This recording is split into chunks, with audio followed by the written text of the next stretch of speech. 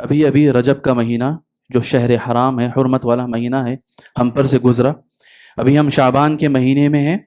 اللہ کے نبی صلی اللہ علیہ وسلم غیر رمضان میں، رمضان کے بعد سب سے زیادہ روزوں کا اہتمام شعبان میں کیا کرتے، اور اہل علم اس مہینے کو رمضان کی تیاری کا بھی مہینہ کہتے ہیں۔ اور پھر ہمارے بالکل سامنے رمضان کا مہینہ ہمارے لیے منتظر ہے، بلکہ اگر دیکھنے کی نگاہ سے دیکھا جائے تو ہم رمضان المبارک کی برکتوں کو سمیٹنے کے لیے ہم اس کے منتظر ہیں۔ تو یہ جو بالکل نیکیوں کے موسموں سے میں اور آپ گھرے ہوئے ہیں، یہ اللہ کا انعام ہے کہ اللہ تبارک و تعالیٰ نے مجھے اور آپ کو صحت کے ساتھ، عافیت کے ساتھ یہ مواقع نصیب فرمائے۔ اور بات کو شروع بھی اسی انداز سے کرنا چاہوں گا کہ رجب کا جو مہینہ ابھی گزرا، اور آپ نے اس مہینے میں اور اس مہینے کے سے جڑے ہوئے جتنے بھی خطبات اور دروس سنے ہیں، آپ نے سنا ہوگا کہ اس مہینے میں معراج کا سفر ہوا، اور پھر معراج کے سلسلے میں کیا کیا باتیں آپ کے سامنے آئی ہیں۔ اور معراج کا سب سے بڑا معجزہ کہیے، جو کہ خود ایک معجزہ ہے، اور اس کا سب سے بڑا تحفہ وہ نماز ہے۔ اور نماز کے سلسلے میں ہم سب جانتے ہیں کہ نماز کا مقام کیا ہے، اس کی فضیلت کیا ہے، اس کی اہمیت کیا ہے۔ ہم سنتے آئے ہیں، سنتے رہتے ہیں، اور نماز کو ہم بالکل ایک نماز کی طرح، ایک اینٹیٹی کی طرح، ایک اکائی کی طرح سنتے ہیں، جبکہ نماز اپنے اندر خود ایک بہت بڑا مجموعہ ہے مختلف ارکان کا۔ اگر آپ ذرا سا زوم کر کے دیکھیں نماز کو، اگر آپ ویژولائز کریں اور اسے ایک تصور میں، تصویر کی شکل میں دیکھیں، تو ہر ایک رکن اپنی جگہ ایک بڑا مقام رکھتا ہے۔ نماز صرف ایک نماز، ایک اکائی نہیں ہے، بلکہ اس کے اندر کئی ایک اکائیاں ہیں۔ نماز کے اندر قیام ہے، نماز کے اندر رکوع ہے، نماز کے اندر تشہد ہے، نماز کے اندر سجود ہے، نماز کے اندر دونوں سجدوں کے بیچ کا وقفہ ہے، نماز کے اندر سلام ہے جو بالکل آخری اختتام ہے۔ نماز شروع سے لے کے آخر تک اپنے اندر ایک ہزار نصائح، ہزار مقاصد، ہزار مصالح، ہزار فوائد رکھتی ہے۔ اہل علم نے ہر ایک پر اتنا لکھا ہے، اتنا لکھا ہے کہ ہم طلب علم پڑھ نہیں پا رہے ہیں۔ میں آپ کے سامنے نماز کا صرف ایک رکن، سجدہ جسے ہم سجود بھی کہتے ہیں، اس سلسلے میں کچھ مختصر سی باتیں جو شاید تھوڑی بکھری بکھری بھی ہوں، لیکن اسے سمیٹ کر رکھنے کی کوشش کروں گا، تاکہ ہمارا یہ جو 15 20 25 منٹ کا جو وقفہ ہے وہ تھوڑا سا انشاءاللہ باذن اللہ بعون اللہ مفید گزرے۔ میں اور آپ جانتے ہیں کہ نماز کی اہمیت کیا ہے، اور یہ مجھے اور آپ کو اللہ کے نبی صلی اللہ علیہ وسلم کی وساطت سے ایسا ہی نہیں دیا گیا، بلکہ آپ صلی اللہ علیہ وسلم کو ساتوں آسمانوں کے پر لے جا کر یہ تحفہ دیا گیا۔ اور نماز کا ایک کانٹیکسٹ یہ بھی ہے کہ اس تحفے کو، بلکہ معراج کا ایک بیک گراؤنڈ، ایک پس منظر یہ بھی ہے کہ اللہ کے نبی صلی اللہ علیہ وسلم کو معراج کا جو سفر یا معراج کا جو انعام یا معجزہ عطا کیا گیا، وہ اس وقت پر کیا گیا جبکہ مسلمان سب سے زیادہ تکلیف دہ حالت میں تھے، بہت خوش تھے، بہت خوشحال تھے، فتح مندی اور جیت کے جھنڈے ہر جگہ لہرا رہے تھے۔ اس طرح کا کوئی ماحول نہیں تھا، بلکہ ایسا ماحول تھا جب مسلمان سب سے زیادہ پریشانی، تنگ حالی، عاجزی کی حالت میں تھے، سب سے زیادہ ولنریبل اسٹیٹمنٹ میں تھے۔ ابھی اللہ کے نبی صلی اللہ علیہ وسلم اور ساری اس وقت کے صحابہ کو، ساری امت کو اس وقت کی شیب ابی طالب سے کے بائیکاٹ سے گزرنا پڑا تھا، جہاں حال یہ تھا کہ کھانے کو کچھ میسر نہ ہوتا تو لوگ، صحابہ کرام، درختوں کے پتے چبایا کرتے، اور کہنے والوں نے کہا، صحابہ نے، کہ اتنا ہم درختوں کے پتے چبا کر زندگی گزارتے کہ جب ہم قضائے حاجت کرتے تو ہمارا فضلہ بھی بالکل جانوروں کی طرح ہو جگہ ہوتا۔ مکے کے اندر شیب ابو طالب کی اس گھاٹی سے بچوں کے چیخنے، چلانے اور رونے کی آوازیں آیا کرتی۔ کافروں کے سنگ دلوں پر، ان کی سنگ دلی پہ ذرا اثر نہ پڑتا، ان سنگ دلوں پر، کانوں پر ان کی جوں بھی نہ رینگتی۔ اس کے بعد اللہ کے نبی صلی اللہ علیہ وسلم کا سب سے مضبوط ترین سہارا ابو طالب کا انتقال ہوتا ہے، اللہ کے نبی کی اہلیہ خدیجہ رضی اللہ عنہا کا انتقال ہوتا ہے۔ اور پھر اب طائف کا سفر خود ایک بہت بڑا ایسا حادثہ تھا اللہ کے نبی کے لیے کہ آپ سے پوچھا گیا سب سے زیادہ تکلیف دہ دن آپ کا کون سا تھا، تو آپ صلی اللہ علیہ وسلم نے کہا وہ طائف کا دن تھا۔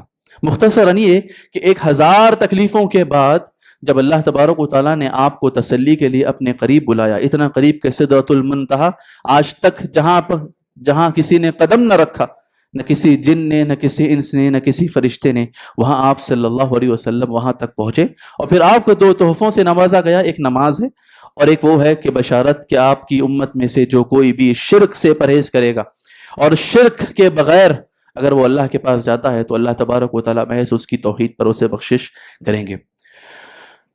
ایسے مقام پر سجدہ دیا گیا، نماز دی گئی، اور نماز کے اندر یہ سجدہ مجھے اور آپ کو اس کی نعمت ملی ہے۔ سجدہ کیا ہے؟ اگر فضیلت گنائی جائیں تو اللہ کے نبی صلی اللہ علیہ وسلم نے فرمایا کہ آدمی ایک سجدہ کرے گا تو اللہ تبارک و تعالیٰ اس کے لیے ایک نیکی لکھے گا، اس کے ایک سجدے کے مقابلے میں اس کا ایک گناہ کم ہوگا، اس ایک سجدے کے مقابلے میں اس کا ایک درجہ بلند ہوگا۔ آپ صلی اللہ علیہ وسلم نے سجدے کے بارے میں جو سب سے بہترین باتیں بیان کی ہیں، یا پھر میرے اور آپ کے سامنے سب سے بہترین روایتیں جو موجود ہیں، ان میں سے یہ ہے کہ ربیعہ بن کعب اسلمی رضی اللہ عنہ، جو اللہ کے نبی صلی اللہ علیہ وسلم کے خادم تھے، خدمت کیا کرتے اور اللہ کے نبی کی خدمت کا کوئی موقع چھوڑتے نہیں، ایک مرتبہ جب وضو کا پانی لے کر قیام اللیل کے وقت حاضر ہوتے ہیں، آپ صلی اللہ علیہ وسلم، یقین مانیے، کیا آپ صلی اللہ علیہ وسلم خوش نہ ہوئے ہوں گے جو آپ نے یہ سوال کیا؟ حضرت ربیعہ سے کہا مانگو جو مانگنا چاہتے ہو، کوئی خواہش ہو تو بتاؤ، اور ربیعہ بن کعب اسلمی نے کہا کہ یہی موقع ہے مانگنے کا، مانگنے والا جنت مانگ لے۔ اور ربیعہ نے کیا کہا؟ کمزن صحابی نے کیا کہا؟ کہا جنت میں آپ کی رفاقت چاہتا ہوں، اسألوک مرافقتک فی الجنہ، کہ اللہ کے نبی خواہش یہ ہے کہ جنت کے اندر آپ کی صحبت نصیب ہو، آپ کی رفاقت نصیب ہو، میں آپ کا رفیق بن کے رہوں جنت کے اندر۔ آپ صلی اللہ علیہ وسلم نے پوچھا اس کے علاوہ بھی کچھ ہے؟ کہا نہیں، یہی ہے۔ تو آپ صلی اللہ علیہ وسلم نے کہا اعنی علی نفسک بکثرۃ السجود، اگر تمہاری یہی خواہش ہے اور تم چاہتے ہو کہ میں اللہ سے تمہارے لیے مانگوں تو پھر تم بھی میری مدد کرو اس طرح کہ تم بہت زیادہ سے زیادہ سجدے کیا کرو۔ اہل علم نے اس کی تفسیر میں نوافل نمازوں کے اہتمام کے لیے کہا، بعض اہل علم نے کہا کہ یہ تو اصل میں فرائض اور واجب نمازیں ہیں، کہنا یہ ہے کہ سجدوں کا کوئی موقع چھوٹنا نہیں چاہیے، زیادہ سے زیادہ سجدے آپ کو اللہ سے قریب کریں گے۔ کہا کلا لا تطعه فاسجد واقترب، کہا سجدہ کرو، اللہ سے قریب ہو جاؤ۔ میرے بھائی، بہت سی باتیں ہیں کہنے کے لیے، بہت سے موضوعات ہیں کہنے کے لیے، بہت سارے لوگ ہیں ہمارے آس پاس جو 1000 دنیا کے مسائل ڈسکس کریں گے، لیکن ابھی اس وقت میرے اور آپ کے سامنے سب سے ضروری چیز یہ ہے کہ ان نیکیوں کے مواسم میں میں اور آپ اپنے آپ کو تیار کر لیں، کیونکہ کہا فَلَا تَظْلِمُوا فِيهِنَّ أَنفُسَكُمْ، یہ حرمت والے مہینے جب تمہارے پاس آئیں تو سب سے پہلا تقاضا یہ ہے کہ گناہوں سے دور رہ کر اپنے آپ پر ظلم نہ کرنا، اور جس کا لازمی تقاضا یہ ہے کہ نیکیوں پہ نیکیاں کر کے اللہ تبارک و تعالیٰ سے قریب ہونا ہے، اور نیکیاں کرنے کے لیے ایسی نیکیاں چننا ہے جو اللہ تبارک و تعالیٰ سے زیادہ مجھے اور آپ کو قریب کریں۔ اسی لیے میں نے نمازوں کے سلسلے میں سب سے بہترین جو سجدے کا رکن ہے، اور بہترین اس لیے ہے حالانکہ ہر ایک رکن اپنی جگہ سب سے زیادہ حسین اور خوبصورت ہے، ہر ایک رکن اپنا ایک مقام رکھتا ہے۔ آپ کا قیام سب سے بہترین ادب کا موقع ہے کہ آپ نماز میں کھڑے ہوئے ہیں، اتنا با ادب، اتنا مؤدب کوئی آدمی کوئی ذات کے سامنے کھڑا نہ ہو۔ آپ کا رکوع، وہ آپ کا جھکنا، میرا آپ کا جھکنا اللہ کے حضور، یہ میرا اور آپ کا جھکنا، یہ جھکنا سب سے بہترین عبادت ہے۔ لیکن جب بندہ مومن یا پھر ایک مسلمان یا ایک انسان انسانی زندگی کے بلکہ انسانی پورے اعضاء کے اندر جو انسان کی جو پیشانی اور جبی ہوتی ہے سب سے زیادہ معزز ہوتی ہے، کتنا ہی متکبر انسان کیوں نہ ہو، وہ جب اسے زمین پر جھکا دیتا ہے، زمین پر رگڑ دیتا ہے، اپنی ناک خاک آلود کر لیتا ہے، تو پھر اس سے زیادہ عاجزی کا مقام کوئی نہیں ہو سکتا۔ اور سجدے کی خاص بات یہی ہے کہ سجدہ بندے مومن کی پہچان ہے، سجدہ بندہ مومن کا شعار ہے. سجدہ اپنے آپ کو رب العالمین کے آگے خود سپرد کر دینا ہے، اپنا آپ حوالے کر دینا ہے. اور سجدہ عاجزی کی انتہا ہے. اس کا مطلب یہ ہوا کہ عظمت کی بھی معراج ہے. جو جتنا اللہ رب العالمین کے لیے جھکے گا اللہ تبارک و تعالیٰ اسے اتنا زیادہ بلند کرے گا. اور سجدہ دراصل مجھے اور آپ کو اسی طرح جھکاتا ہے اور اللہ کے آگے مجھے اور آپ کو بلند کرتا ہے. اور آپ جانتے ہیں کہ یہ وہی سجدہ ہے کہ انسانی تاریخ کی شروعات میں جب انسان کی تخلیق ہو رہی تھی تو کہا گیا سجدہ کرو، فسجدوا الا ابلیس. سب نے مانا. کس نے انکار کیا؟ ابلیس نے انکار کیا. اسی لیے اللہ کے رسول صلی اللہ علیہ وسلم نے قرآن کریم کی اس آیت یوم یکشف عن ساق ویدعون الی السجود کہ جب قیامت کا دن ہوگا اور پنڈلی ہٹا دی جائے گی، پنڈلی پر سے ستر ہٹے گا ذرا سا، ویدعون الی السجود اور انہیں سجدے کی طرف بلایا جائے گا. قرآن نے کہا فلا یستطیعون، وہ سجدہ نہیں کر پائیں گے. اور اس کی تفسیر میں اہل علم نے کہا، خود اللہ کے نبی صلی اللہ علیہ وسلم کی دوسری روایت اس کی تفسیر کرتی ہے کہ کل قیامت کی دن اللہ تبارک و تعالیٰ اپنی پنڈلی ظاہر کرے گا. بالکل ظاہری طور پر اللہ کے نبی صلی اللہ علیہ وسلم نے یہ تفسیر فرمائی. اور اس وقت سجدہ ہر آدمی، ہر بندہ مومن سجدے میں گر پڑے گا اللہ تبارک و تعالیٰ کی ذات کے آگے. اور وہ لوگ جو سجدوں سے بھاگتے تھے، سجدوں سے کتراتے تھے، سجدہ کرنے سے پیچھے ہٹتے تھے، کل قیامت کے دن وہ سجدہ کرنا چاہیں گے لیکن ان کی پیٹھ اکڑ چکی ہوگی، فلا یستطیعون، وہ سجدہ نہ کر پائیں گے. تو یہ موقع میرے اور آپ کے لیے ابھی بھی. چلیے بات جہاں سے شروع کی تھی وہیں اس کی فضیلت سے آگے بڑھتے ہیں کہ سجدے کا اتنا مقام و مرتبہ ہے، سجدے کی اتنی فضیلت ہے جو کہ ہم اور آپ اچھے سے جانتے ہیں.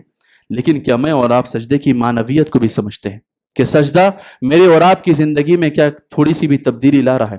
قرآن کریم نے جہاں جہاں بھی سجدوں کے بارے میں ذکر کیا کہا الم تر ان اللہ یسجد له من فی السماوات ومن فی الارض.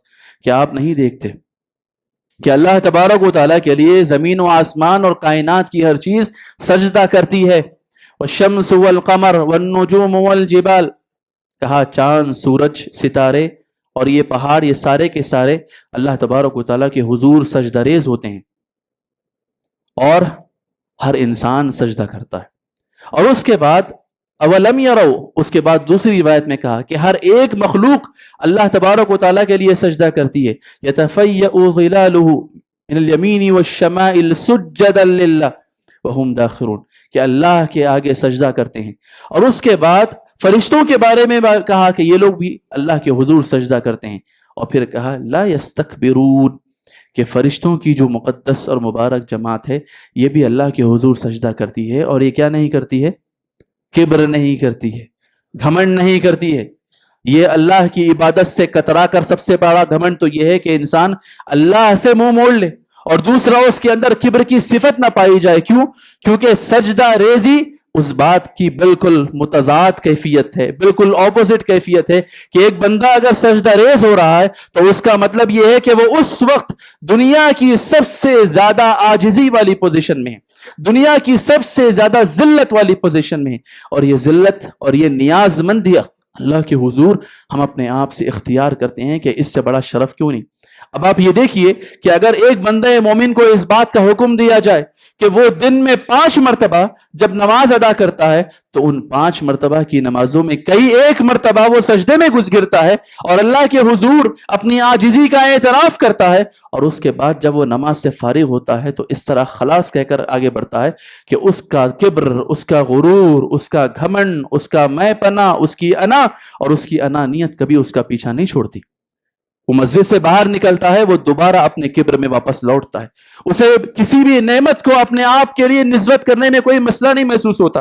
اللہ تبارک و تعالیٰ نے قارون کی نعمتیں بیان کی اور کہا جب اس سے کہا گیا کہ کیا ہے یہ ساری نعمتیں، یا پھر جب اس نے خود ان نعمتوں کا اظہار کرنا چاہا تو کہا انما اوتیتہ علی علم عندی، یہ ساری نعمتیں، یہ سارا مال، یہ ساری دولت، یہ ساری ناموری، یہ ساری شہرت، یہ صرف میرے لیے ہے، یہ میرے بل پر ہے، میرے علم کی وجہ سے ہے، اپنے آپ کی کمائی ہے. اب آپ سوچئے یہ بندہ مومن کی زبان ہو نہیں سکتی، یہ قارون کی زبان ہے. اب آپ سوچئے میں اور آپ اگر دیکھیں کہ نمازیں میری اور آپ کی زندگی میں کتنا فرق پیدا کر رہی ہیں، یا یہ سجدے جو آخری بالکل انتہائی عاجزی کی علامت ہے، نشانی ہے، یہ میرے اور آپ کے بیہیویئر میں، میرے اور آپ کے برتاؤ میں، میرے اور آپ کے نیچر میں، میرے اور آپ کے مزاج پر کتنا اثر ڈال رہی ہیں. تو میرے اور آپ کا جواب کتنا نکلے گا؟ اگر بہت زیادہ بھی میں اور آپ مثبت رہیں تو 0.1% رکھ سکتے ہیں شاید، ورنہ میں اور آپ، ہم میں سے ہر ایک، چاہے وہ علم، دولت، حسن، خوبصورتی، مال، پوزیشن، منصب، جاہ، مرتبہ، ہر ایک چیز کے کسی بھی مقام و مرتبے میں ہو، وہ اپنے اپنے لیول پر، اپنی اپنی سطح پر، اپنے اپنے محفل میں، اپنے اپنے حساب سے وہ بڑے بول میں اور کبر میں، گھمنڈ میں ماشاءاللہ سے ڈوبا ہوا ہے. اور یہ مجھے اور آپ کو سمجھنا ہے کہ اگر نمازیں، جیسے کہ عبداللہ ابن مسعود رضی اللہ عنہ نے کہا کہ اگر کسی کی نماز اس کو برائی سے نہیں روکتی، اگر کسی کی نماز اس کو فواحش سے، بے حیائی سے، بدکاری سے نہیں روکتی، تو آپ سمجھئے کہ نماز نے اس پر کوئی اثر نہیں کیا. کیونکہ نماز کے بارے میں اللہ تبارک و تعالیٰ نے فرمایا نماز وہ ہے تنہا عن الفحشاء والمنکر، جو آپ کو بے حیائی سے روکے گی اور منکر سے روکے گی. تو نماز کا یہ جو سب سے بہترین رکن ہے، بہترین مقام ہے سجدے کا، وہ مجھے اور آپ کو اس کی بالکل بنیادی سوچ، بالکل بنیادی چیز سے کیسے روک رہا ہے کہ میں اور آپ اللہ کے سامنے جھک تو رہے ہیں، لیکن جب ہم اس کیفیت سے باہر آ رہے ہیں تو ہمارا گھمنڈ ہمارے ساتھ واپس آ رہا ہے، ہماری انا ہمارے ساتھ واپس آ رہی ہے. جبکہ اللہ تبارک و تعالیٰ نے مجھے اور آپ کو جھکنا سکھایا اللہ کے سامنے بھی. اور وَلَا تُسَعِّرْ خَدَّكَ لِلنَّاسِ وَلَا تَمْشِ فِي الْأَرْضِ مَرَحًا، یہ اپنے گال پھلا پھلا کر اور زمین میں اترا کر چلنے کی ضرورت نہیں ہے. یہ اللہ تبارک و تعالیٰ کا ڈائریکٹ فرمان ہے. ایک تو بات یہ. دوسری بات یہ جو میرے اور آپ کے سوچنے کی تھی کہ میں اور آپ یہ سمجھیں کہ نماز اور اس کے بعد سجدے کی معنویت میرے اور آپ کے لیے بہت ضروری ہے. کسی چیز کو ظاہری طور پر رسماً ادا کرنا ایک اور چیز ہے، اور اس کی گہرائی میں اتر کر اسے محسوس کرنا اور اس کا جو مقصد اللہ تبارک و تعالیٰ نے اس چیز کے پیچھے رکھا ہے اسے حاصل کرنا ایک اور چیز ہے. اذان ہو رہی ہے، نمازیں ادا کی جا رہی ہیں، میں اور آپ مسجد میں حاضر ہو رہے ہیں، ایک ڈیوٹی کی شکل میں ایک رسم بن رہی ہے. اگر یہ میری اور آپ کی زندگی کا ایک عادی روٹین ہے، جو عادت والا روٹین اگر ہے، تو پھر میری اور آپ کی عبادت میں اور عادت میں فرق ہونا چاہیے ہر چیز میں. اور یہ مجھے اور آپ کو سمجھنا پڑے گا. میں اور آپ اپنی نمازوں کا اگر ایک ایک رکن بھی صحیح کر لیں، اور یہ ایسی چیز ہے کہ کوئی دوسرا کسی کو جج نہ کرے، یہ ایسی چیز ہے جس پر ہم میں سے ہر ایک کو کام کرنا ہے بالکل انفرادی سطح پر. ہر آدمی انڈیویجولی چیک کرے کہ اس کا مقام نماز کے اندر کیسا ہے، اس کا قیام کیسا، اس کا رکوع کیسا، اس کا سجود کیسا. جتنا آدمی اپنی نماز میں بہتر ہے اتنا انسان اپنی زندگی میں بہتر ہے. جتنا آدمی خیالات سے، بیکار چیزوں سے، لغو سے نماز کے اندر بچا ہوا ہے، آپ یقین مانیے وہ اپنی زندگی میں بھی اسی طرح ڈسپلنڈ ہے، وہ اپنی زندگی میں بھی لغو اور لغویات سے بالکل بچا ہوا ہے. جس آدمی کی نماز جیسی اس کی زندگی کا راستہ ویسا. آپ اگر چیک کرنا چاہتے ہیں تو اپنے آپ کو دیکھیے، آپ اپنے آپ کو دیکھیے کہ آپ کی ایک نماز، ایک وقت کی نماز کیسی ہے. آپ جس قدر خشوع و خضوع سے ہیں، یقین مانیے آپ کی عام زندگی بھی اللہ سے اتنے قریب اور خشوع و خضوع سے گزر رہی ہے. آپ جس قدر اللہ سے دور ہیں اس طرح آپ کی زندگی بھی اللہ سے دور ہے. نماز میں اگر آپ اللہ سے دور ہیں، خیالات میں گم ہیں، آپ رسماً ادا کر رہے ہیں نمازیں، تو سمجھیے کہ میں اور آپ ایک رسمی سے مسلمان ہیں. اور یہ باتیں ان کی ہو رہی ہیں جو مسجدوں میں آ رہے ہیں اور نمازیں کر رہے ہیں. جو سو رہے ہیں وہ سو رہے ہیں، جو جاگ رہے ہیں ان میں بیدار کتنے ہیں. جو دور ہیں اللہ سے، اللہ کے گھروں سے، ان کی بات نہیں ہو رہی. یہ ان کی بات ہو رہی ہے جو جاگ رہے ہیں، جو اللہ کے گھر سے قریب ہیں، جو روزانہ مساجد کو آتے جاتے ہیں، اللہ کے گھروں میں حاضری لگاتے ہیں. ان میں بیدار کتنے ہیں، ان میں حاضر کتنے ہیں، ان میں محسوس اور احساس رکھنے والے کتنے ہیں، ان میں دل اور دماغ سے مستحضر رہنے والے کتنے ہیں. یہ مجھے اور آپ کو اپنی نماز کے ہر ایک رکن کے ساتھ سوالیہ نشان لگا کر اپنے آپ کو چیک کرنا ضروری ہے. نیکیوں کے موسم میں جب تک میں اور آپ ایسی نیکی نہ کریں جو کوالٹی والی نہ ہو، معیار والی نہ ہو، سٹینڈرڈ والی نہ ہو، وہ سٹینڈرڈ جو اللہ تبارک و تعالیٰ نے دیا ہے، تب تک میں اور آپ اللہ سے قریب نہیں ہو سکتے. اور سجدہ ہے ہی قربت کی نشانی.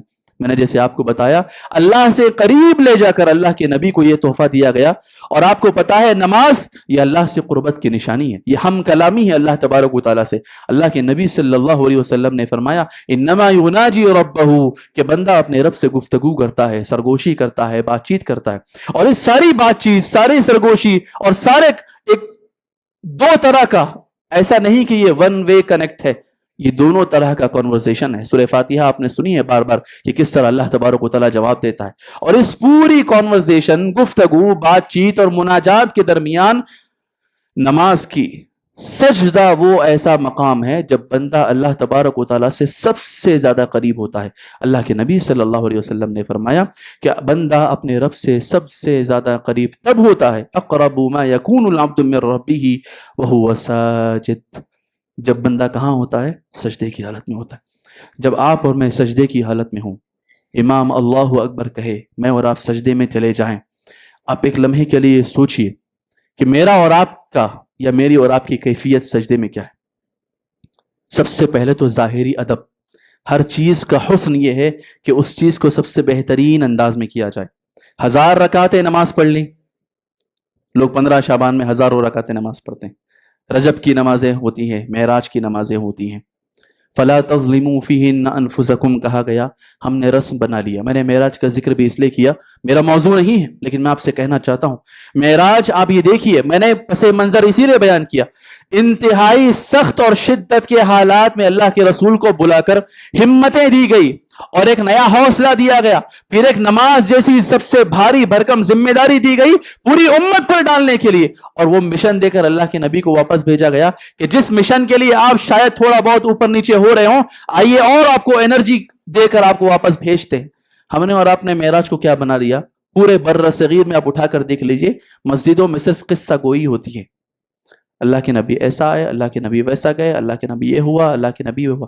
علمی طور پر کسی چیز کو جاننا، سیکھنا، سیرت کا بیان کرنا، اس سے مبارک بات کوئی نہیں ہو سکتی، لیکن چیزوں کو قصہ گوئی کا مشغلہ بنا لینا کہ ہر آدمی بیٹھ کر جو ہے بس سنتا رہے، چٹخارے برتے رہے، کہنے والا زبان کے اور سننے والے کانوں کی عیاشیاں کرتے رہے، یہ امت کا مزاج بن چکا ہے۔ با مقصد گفتگو کوئی نہیں کرتا، اور با مقصد گفتگو کوئی سننا نہیں چاہتا، کیونکہ جذبات پر ٹکی ہوئی ہے پوری امت، اور پوری امت اسی دھارے میں بہ رہی ہے کہ ہر آدمی بس اللہ کے رسول کیا چاہتے صلی اللہ علیہ وسلم، تو کیا معراج کے سفر سے لے کر بالکل آپ کے انتقال تک ہر سال ایسا قصہ گوئی نہیں ہو سکتی تھی؟ معراج کے بارے میں ہو سکتی تھی۔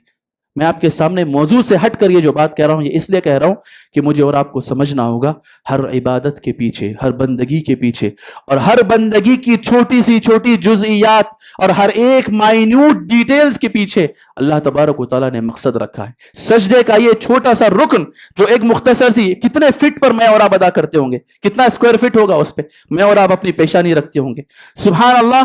بندے کو سجدے کے بارے میں یہ بتایا گیا کہ جب وہ سجدے میں جائے گا دنیا و مافیہ سے بے خبر ہوگا۔ پوری نماز کی کیفیت تو یہی ہے، لیکن پوری نماز میں جس طرح اللہ سے قریب ہے ایک بندہ، اس پوری نماز میں سب سے زیادہ قریب وہ اللہ سے اس وقت ہے جب وہ سجدے میں ہے، تو سب سے زیادہ دنیا و مافیہ سے بے خبر ہو کر وہ اللہ کے دربار میں حاضر ہوگا۔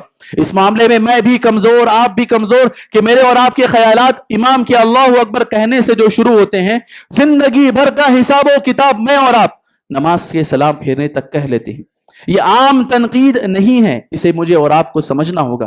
یہ اس لیے ہے کہ میں اور آپ اس نیکی کے موسم میں اپنا اپنا جائزہ لیں، ہر آدمی اپنا۔ میں یہاں بیٹھا ہوا ہوں تو میں بازو والے کے بارے میں سوچ رہا ہوں، اپنے بھائی کے بارے میں سوچ رہا ہوں، اپنے کسی دوست کے بارے میں سوچ رہا ہوں۔ یہ کوئی طریقہ نہیں ہے اپنی اصلاح کا۔ اصلاح کا طریقہ یہ ہے کہ میں اپنے بارے میں سوچوں، کہنے والا بھی سوچے کہ وہ اپنے آپ کو اور امپروو کرے، اپنے آپ میں اور بہتری لائے، اور سننے والے بھی سوچیں کہ وہ اپنے آپ میں بہتری لائے۔ صرف ایک سجدہ اگر میں اور آپ خشوع و خضوع کے ساتھ کر لیں، اللہ سے قریب ہو جائیں گے۔ اور کیا چاہیے؟ اللہ کے نبی نے تو بہت ساری باتیں کہی، کہا تم ایک سجدہ کرو گے نیکیاں ملیں گی، تم ایک سجدہ کرو گے گناہ مٹیں گے، تم ایک سجدہ کرو گے درجات بلند ہوں گے، تم ایک سجدہ کرو گے، اس سے بڑھ کر اور کیا بات ہے کہ آپ اللہ سے قریب ہوں گے۔ اور اللہ سے قریب ہونا دنیا کی سب سے بڑی نعمت یہ ہے کہ انسان اللہ سے قریب ہو جائے۔ دیکھیں میرے بھائی، آج کی جو مٹیریلسٹک دنیا ہے، آج کی جو مادیت بھری دنیا ہے، میرا اور آپ کا ذہن صبح سے لے کر شام تک بالکل وہی چیزیں سوچتا ہے، دنیاوی چیزیں سوچتا ہے۔ مجھے اور آپ کو جب ایک رسم آپ ادا کر رہے ہو، اس کو رسم مت رہنے دیجیے، اسے ایک روٹین مت بننے دیجیے، اس چیز کو بالکل خشوع و خضوع کے ساتھ اگر میں اور آپ ادا کریں گے، یقین مانیے اگر میرے اور آپ کے سجدے بہتر ہو گئے اور نمازیں عام طور پر بہتر ہو گئیں، میری اور آپ کی زندگی بہتر ہو جائے گی۔ لوگوں کے سامنے مانگنے کی ضرورت نہیں رہے گی، لوگوں کے سامنے درد اپنا بیان کرنے کی ضرورت نہیں رہے گی۔ آپ کسی گمنامی میں رہو گے، آپ نہیں چاہو گے لوگوں سے شہرت، آپ نہیں چاہو گے لوگوں سے سوالات، لیکن اللہ تبارک و تعالیٰ بغیر کسی مدد کے، بغیر کسی سہارے کے، اللہ تبارک و تعالیٰ آپ کی مدد کرے گا۔ آپ چاہتے ہیں کہ کسی کونے میں گمنام زندگی بھی اس طرح گزار لو کہ آپ کو سکون نصیب ہو جائے، میرا اور آپ کا اپنے رب سے جو بالکل انفرادی انڈیویجول جو رشتہ ہے، میں اور آپ اس سے بہتر کر لیں، یقین مانیے زندگی کے سارے درد، ساری مشکلات حل ہو جائیں گی۔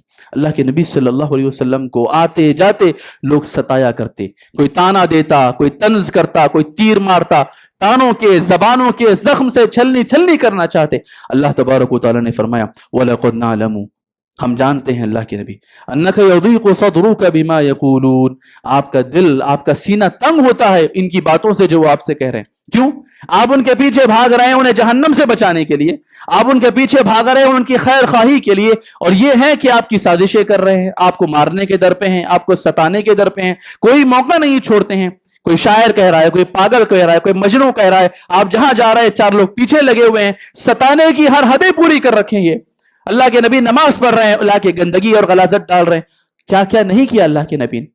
تو اللہ تبارک و تعالیٰ نے کیا فرمایا وَلَقَدْ نَعْلَمُ أَنَّكَ يَضِيقُ صَدْرُكَ بِمَا يَقُولُونَ، ہم جانتے ہیں کہ ان کی باتوں سے آپ کو تکلیف ہوتی ہے۔